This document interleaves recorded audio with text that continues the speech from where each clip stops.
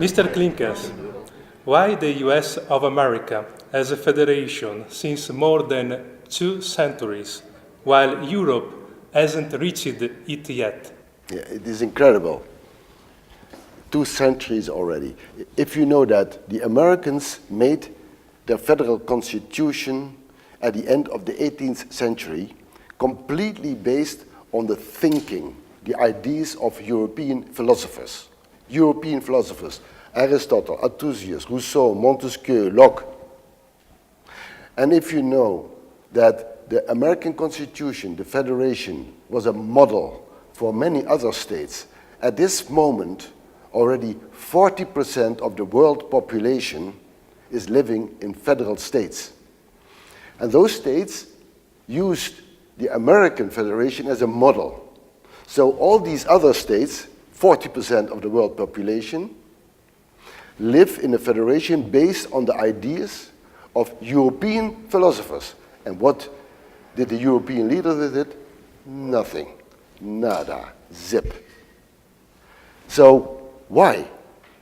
How does this? How is it possible that European leaders did not act on exactly the same basis of philosophical knowledge?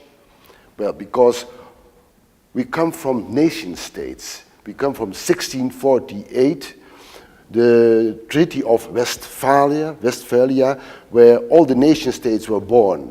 And since then, it has never been possible to create a real united Europe. There have been many attempts, many. As soon as the Americans did it in 1787, in 1800 already, so some years later, the United Kingdom, the Great Britain, the Empire started trying to federalize the whole empire with the continent of Europe and also with the 13 colonies in America that were already a federation. Because English, they understood that if we do not federalize our own empire, we will lose the rest.